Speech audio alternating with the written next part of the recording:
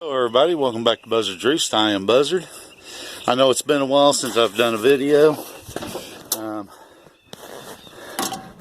I figure I could do like 3 or 4 videos a week.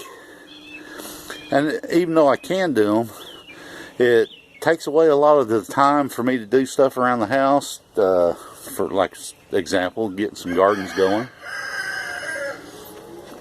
Now I don't remember if it was my last video or not, but I showed that where I planted a bunch of beans and some other stuff, and we had 3 days of freeze. So lost the ones that did pop up out of the ground, obviously froze and lost them. So I took the rototiller down through there, rototilled it all back up again, got it good and fluffy, and today I'm planting more. Well, I'll show you here in a little bit, but to let you know now that my compost, I don't have unlimited supply. As a matter of fact, I'm kind of limited, so I just top dressed over the seeds, which I'll show you here in a little bit. I've got about half the beans planted. I planted about a pound so far. The other pound of pintos I planted, kind of done like a guerrilla style gardening. I've got a section, a fence line that's between the fence line and road that we can't mow, that we have to, if we do anything to it, which a lot of times we don't, we have to just weed eat. So I done some guerrilla gardening out there. I didn't plant them. I just scattered them, and after I'm done with my actual planting, I'll go over there and walk around a little bit, kind of get them, see if that helps get them closer to the ground or in better contact with the earth.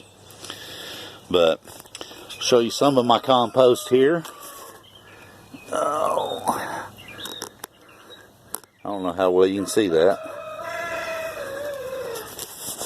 Anyway, like I said, I'm limited on it, so sorry about the sun there. Get over here. I'm limited on my compost right now, so I'm just top dressing.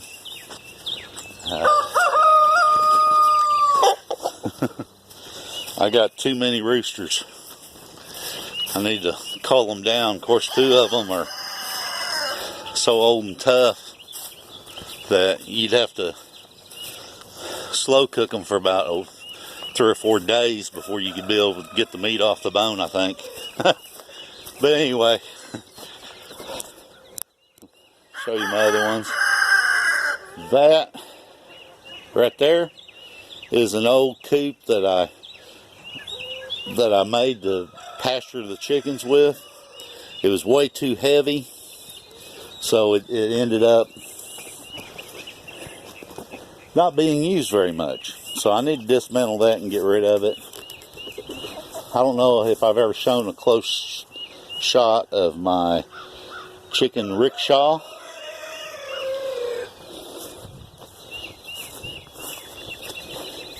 And of course this opens up back here. I got just some hasp on it for the nest box to be able to get in there. I've got one chicken, and it's only one, that is laying a egg that is kind of rubbery plastic, and she's laying it on the wire inside the chicken shaw. And so I don't know what's wrong with her. If any of you got an idea what it might be, I'm supplementing pellets, some laying pellets, and of course up until about noon they're in the pen. After that they free range, so I know they're getting plenty to eat. We've done some mowing over there close to the septic system, and they love that. There's some with all the rain and stuff, there's some pretty wet areas, so we got frogs and worms and all kinds of things. So they've been getting plenty of protein and stuff like that. So If anyone has an idea why she may be laying it, maybe it's just a genetic thing, I don't know. But leave a comment down there, and I'm willing to try. I mean, it's only 1 egg a day during the spring through fall. And as many eggs as I've got water glass right now, eggs are really not an issue. But I'd still like to know if it's a hen I need to cull. I'll be able to do that. They're still young, so they still should be pretty tender. Anyway, there's my two right there. My two jerseys. I'm doing a rotational grazing on them right now. I've got electric fence. I don't know if you can see it back there. Let's see where it is here. Somewhere in there. Yeah. Anyway, it's a single strand hot wire. The area they're in is 200 feet long and approximately 75 to 100 feet wide. Now, I just put them in there the other day, so they got plenty to eat right now. I do supplement every once in a while with a little bit of sweet feed to keep them, especially the cow. You could milk her out in the pasture if you had to, but it's just to keep them associated with me coming up to them and stuff. The cow is pretty docile. The heifer is not. She wasn't handled a lot when she was a calf, so if I can get her bred, I may see if I can get a calf off of her, see how she does as a mama, and just use her as a nursing calf or a nurse to nurse calves.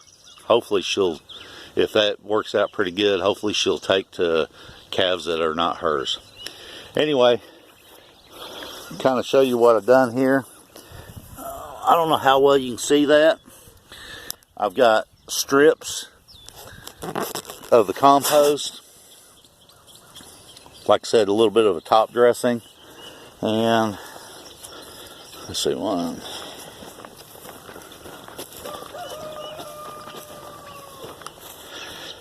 I got about,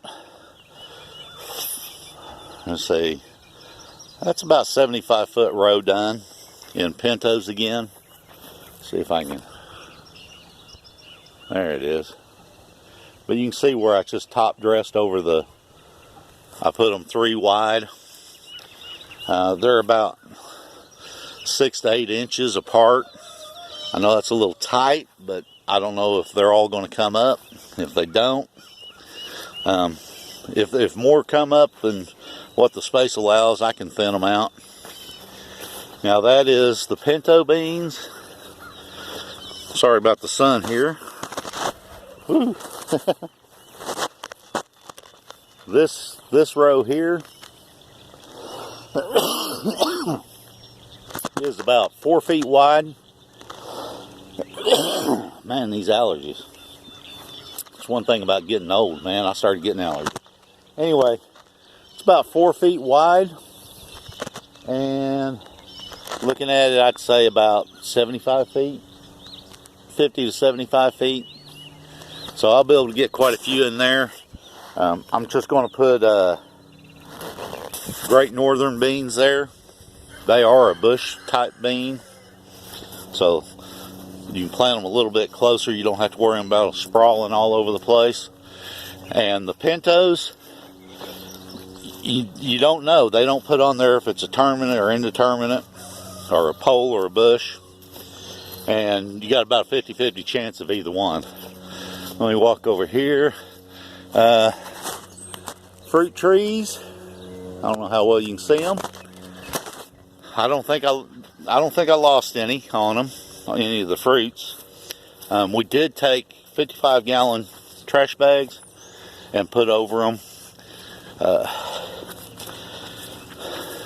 Wasn't too bad as long as it's cloudy. That third day, or after the third frost or freeze we had, the sun popped up, so they heated up pretty quick.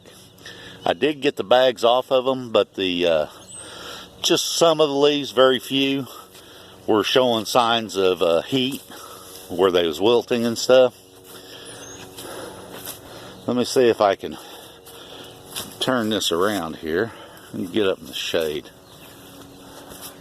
Anyway, all this right in here, we have to weed eat. And same way with all this here.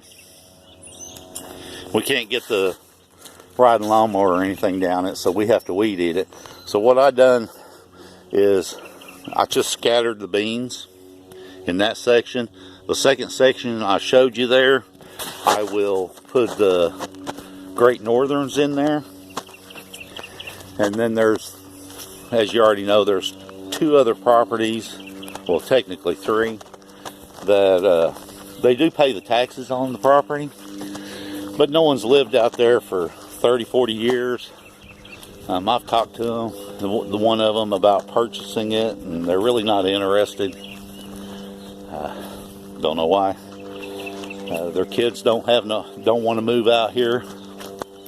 So anyway, maybe they'll come around. I can pick it up for a decent price. But anyway, I just wanted to show you some of the things. Like I said, I had to take a break from it. I do watch some YouTube videos, other channels. I got caught up on a couple of them.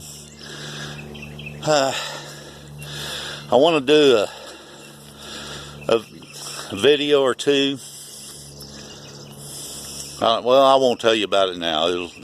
It's off the subject of what I normally do. But that kind of gives you an idea. Oh, on the rototilling. The reason I rototilled it, see all this?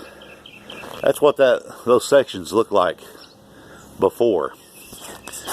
Still haven't got wood chips. I went and spoke to the on-site supervisor, and he thought they already delivered some, and they hadn't. They're going to be changing locations. So hopefully they'll be coming by my place. I told him I need at least 4 loads. I don't know if I convert as much as I want to. Better get all I can take. I do need to get a hold of the feed store, and they do compost and stuff. I can pick up about 15 yards for $50, and it costs me another $50 to have it delivered. But since I'm running so short on compost, I may end up having to do that. Anyway, that'll do it for this video. Remember, only dead fish follow the flow of the stream. Don't be a dead fish. This is Buzzard.